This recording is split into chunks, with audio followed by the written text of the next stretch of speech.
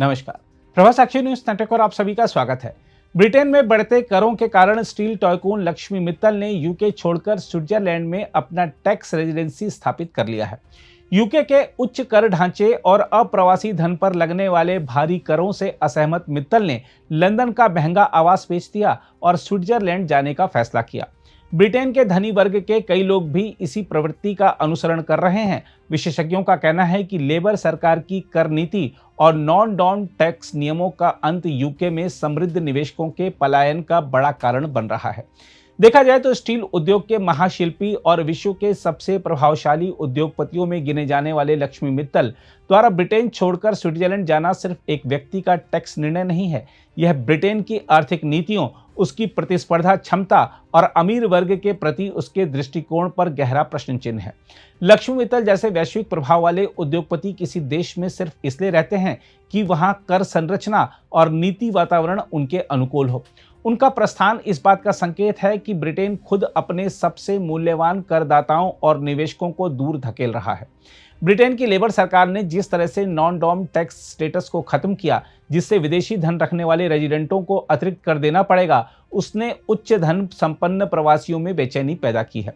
लक्ष्मी मित्तल के मामले में वह बेचैनी प्रतिक्रिया बनकर सामने आई है। एक ऐसे उद्योगपति जिसने यूके में अरबों पाउंड निवेश किए, हजारों नौकरियां पैदा की और ब्रिटिश अर्थव्यवस्था में महत्वपूर्ण भूमिका निभाई, उसके दूसरे देश में टैक्स रेजिडेंसी चुनने का अर्थ है कि ब्रिटेन अब उच्च धन संपन्न व्यक्तियों के लिए आकर्षक नहीं रहा।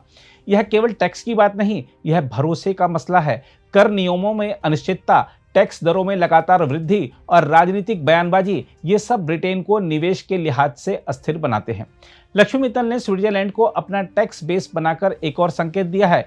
आर्थिक रूप से जिम्मेदार राष्ट्र हमेशा प्रतिभा और पूंजी को आकर्षित करते हैं। हम आपको बता दें कि स्विट्जरलैंड की नीति सरल है। कम व्यक्तिगत कर, स्थिर और पूर्वानुमेय नीतियां, व्यवसाय हितैषी माहौल, टैक्स पारदर्शिता आदि बड़े कारण हैं जिससे सैकड़ों यूरोपीय अरबपति वहां बसते हैं।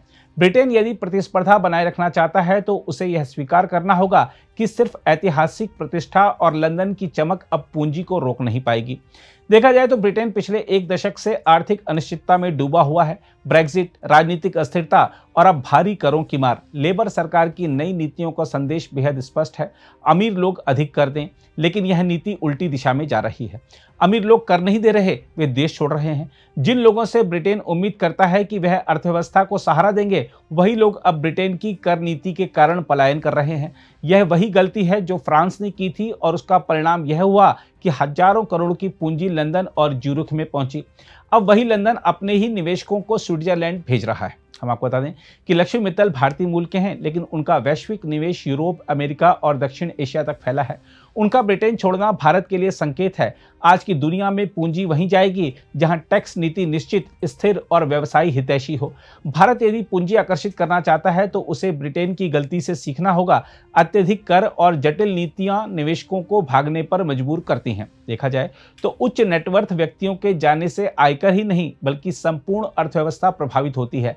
लग्जरी बाजार, रियल एस्टेट, दान और सामाजिक निवेश, उद्योग और रोजगार, सबकी रीढ़ टूटती है।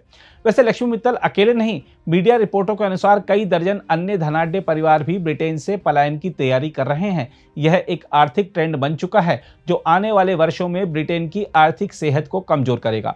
सवाल उठता है कि जो देश दशकों तक वैश्विक पूंजी का केंद्र रहा, क्या वह आज अपनी कर नीतियों के कारण पतन की ओर जा रहा है? देखा जाए तो यदि ब्रिटेन उच्च करों को ही आर्थिक न्याय मानता रहा तो उसे समझना चाहिए कि आर्थिक न्याय तभी संभव है जब अर्थव्यवस्था मजबूत हो, और मजबूत अर्थव्यवस्था वही बनाए रखते हैं जो धन पैदा करते हैं। बहरहाल लक्ष्मी मित्तल का जाना सिर्फ एक उद्योगपति का टैक्स निर्णय नहीं, यह ब्रिटेन की गलत आर्थिक दिशा का प्रमाण है। उनका स्विट्जरलैंड जाना बताता है कि वैश्विक पूंजी किसी देश की भावनाओं या राजनीतिक विचारधारा से नहीं बल्कि उसकी कर नीति और स्थिरता से बंधती है। यदि ब्रिटेन ने अपनी नीति नहीं बदली तो आने वाले वर्षों में वह यूरोप का आर्थिक केंद्र नहीं बल्कि आर्थिक पलायन का केंद्र बन जाएगा। और इतिहास गवाह है, जब पूंजी जाती है तो उसके साथ विकास, नवाचार और समृद्धि भी चली जाती है। अगर आप भी लेना चाहते हैं देश दुनिया की तमाम जानकारी तो आज ही सब्सक्राइब करें हमारे चैनल को। साथ ही नीचे दिए बेल आइकन को जरूर दबाएं ताकि हर अपडेट आप तक पहुंच सके।